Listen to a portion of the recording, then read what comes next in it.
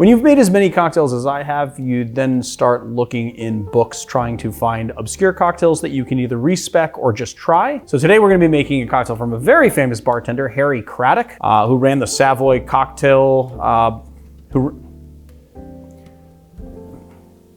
So today we're gonna be making a cocktail, what?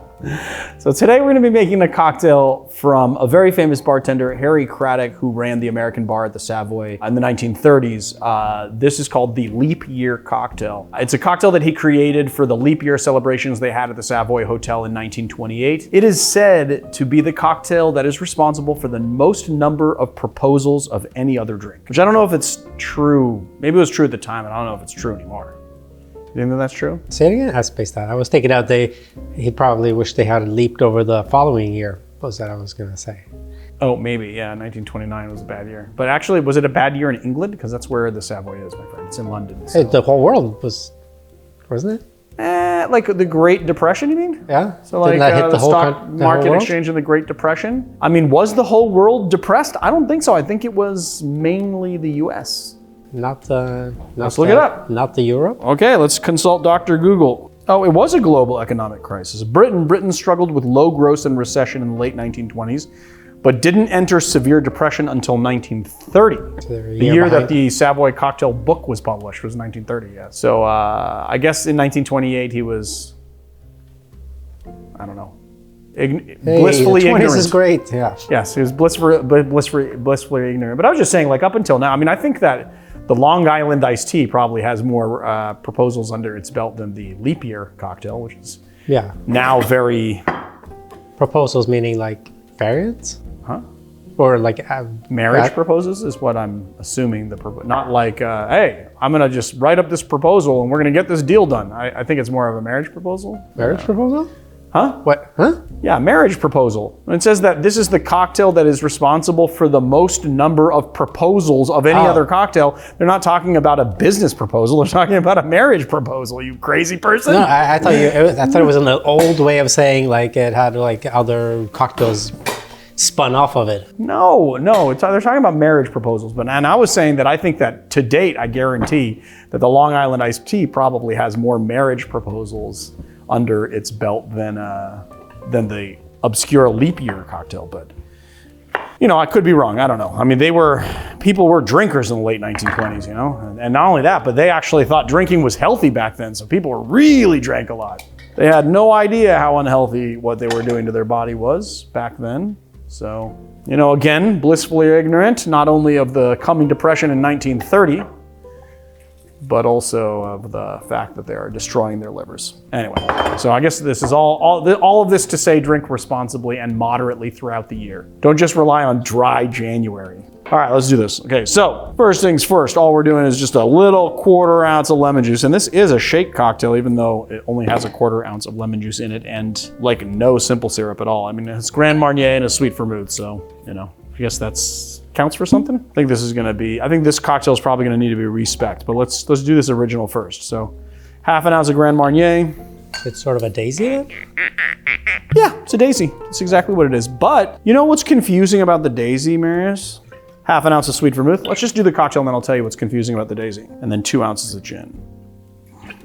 So what's confusing about the daisy is that throughout my entire career, I thought that the daisy was just a sour that supplanted simple syrup with a liqueur. And then you get your sugar from the liqueur, and the liqueur is gonna make it a little bit more tart and a little less sweet. But then back in the day, liqueurs added more sugar than they do these days. And so therefore it was like a more balanced cocktail than it is now. But that's not actually true. The truth is that the daisy is both a sour that supplants simple syrup liqueur and one that adds a liqueur to simple syrup in different cases. So a daisy is basically just a sour with the addition of liqueur, with or without another sugar source. Now, modern daisies always add in another sugar source because there are those that never added, like there are those that didn't add a sugar source until modern day. So for instance, like the margarita, the actual margarita, the historic margarita is just triple sec, lime, and tequila. That's it. No sugar, no agave. Agave didn't come into the scene until the late 1990s when Julio Bermejo made the Tommy's Margarita. And he was the one that added agave. And it's also a misconception just for everyone. Let's just do this right now. Agave is less healthy for you than sugar, and it is more highly processed than sugar as well. is really bad for you. They say, oh, it's better because it's from a natural source of sugar, but sugar, processed sugar, is also from a natural source. It's from sugarcane. And it is processed, but it's not as processed as, like agave, they use chemicals to process to get the saccharin out, so.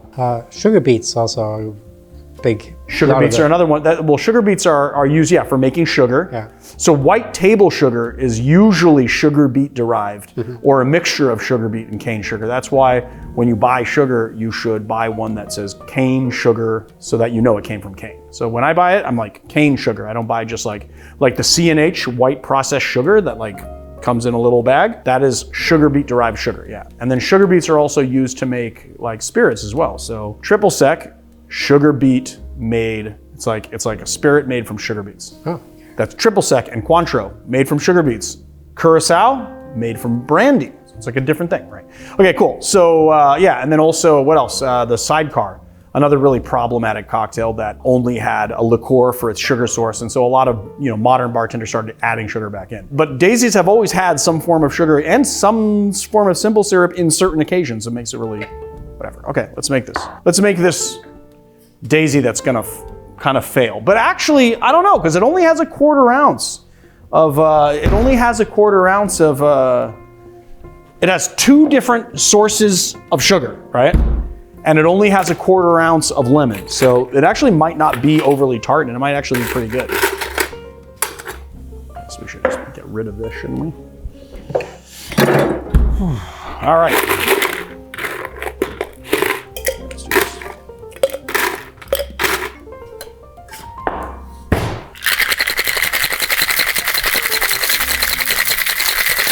I didn't lock the tin that well because it's kind of wet on the outside.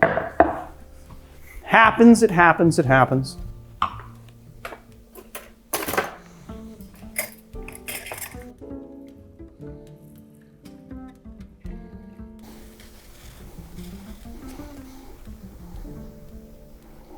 The most influential cocktail of 1928. Let's see if it holds up. Ooh.